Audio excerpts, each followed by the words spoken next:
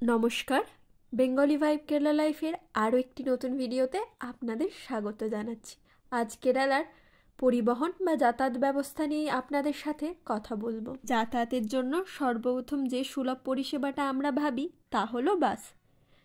কেরালা রাজ্যের পরিবহন ব্যবস্থার যে প্রধান বাস সার্ভিসটি তা হলো KSRTC bus, Kerala state road transport corporation. KSRTC ছাড়াও এখানে অন্যান্য প্রাইভেট বাস সার্ভিস আছে, তবে প্রথমে আপনাদেরকে কেএসআরটিসি নিয়েই বলি। এই বাস সার্ভিসটি কেরালার গ্রাম থেকে শহর ও বিভিন্ন পর্যটক কেন্দ্রগুলিতে খুবই সহজে তাদের পরিষেবা দিয়ে থাকে।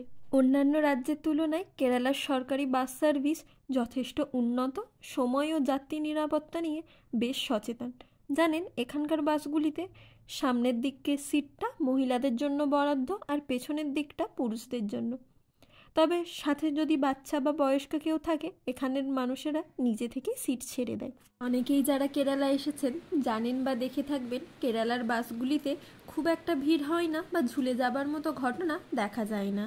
এখানে সরকারি বা বেসরকারি দুই প্রকারই বাসের সার্ভিস যথেষ্ট ভালো, আর সময়টাও মোটামুটি মেনেই চলে। আর বাকি যদি বলেন, আমাদের ওখানের মতোই সার্ভিস সিস্টেমটাও একইভাবে ভাগে ভাগ করা।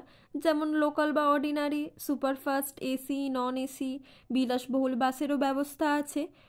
ওই যেগুলো কাছাকাছি বা দূরে যাবার জন্য সেগুলো আলাদা আলাদাভাবে আলাদা আলাদা পর্যায়ে ভাগ করা।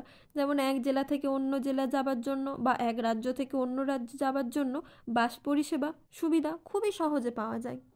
বাসের পর যাতায়াতের জন্য সব জায়গার মতোই গুরুত্বপূর্ণ ভূমিকা রাখে তা হলো অটো। তবে এখানে অটোতে যাতায়াতের জন্য ভাড়াটা একটু বেশিই দিতে হয়, কারণ এখানে আমাদের ওখানের মতো শেয়ারিং অটো ব্যবস্থাটা নেই। এখানে আপনাকে একাকেই অটো রিজার্ভ করে যেতে হবে। আপনার সাথে যদি কেউ থাকে তাতে কোনো অসুবিধা নেই, কিন্তু অটো রাস্তা থেকে আর অন্য কোনো প্যাসেঞ্জার নেবে না। অন্যান্য রাজ্যের তুলনায় কেরালায় বেশ কিছু সংখ্যক মানুষজন আছেন যারা নিয়মিত নিজস্ব গাড়িতে যাতায়াত করেন।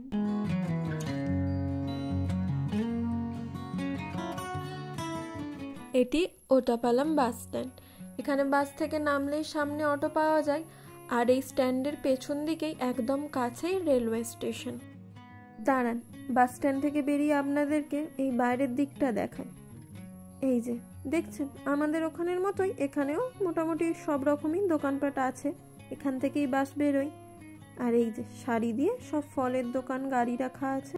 আম্মা আর আমি একটু কাজে বেরিয়েছিলাম, তবে আজকের ট্রিটটা আম্মার তরফ থেকে। দাঁড়ান, আগে একটু পেঁয়াজ কিনে নিই। জানেন, কেরালাতে বড় পেঁয়াজের থেকে রান্নাবান্নায় এই ছোট পেঁয়াজের ব্যবহারটা একটু বেশি হয়। এতক্ষণ ধরে বাস সার্ভিস নিয়ে এত কথা বললাম, এটা বলতেই ভুলে গিয়েছিলাম। এখানের বাস সার্ভিস যথেষ্ট ভালো হলেও এখানে বাসেতে মালায়ালাম ভাষা ছাড়া অন্য কোনো ভাষাই কোথা থেকে কোথায় বাসটি যাবে বা বাসটির কী নাম তা লেখা থাকে না। খুবই কম সংখ্যক বাস আছে যেগুলিতে ইংলিশ লেখা থাকে। তাই আমরা যারা অন্যান্য রাজ্য থেকে এখানে আসি বা থাকি, তাদের জন্য এটা খুবই বুঝতে অসুবিধাদায়ক হয়ে যায় যে বাসটি কোথায় যাবে। আজকের ভিডিওটা এই পর্যন্ত। দেখা হচ্ছে নতুন আরেকটি ভিডিওতে। ততক্ষণ ভালো থাকুন, সুস্থ থাকুন। ভিডিওটি কেমন লাগলো তা কমেন্টে অবশ্যই জানান।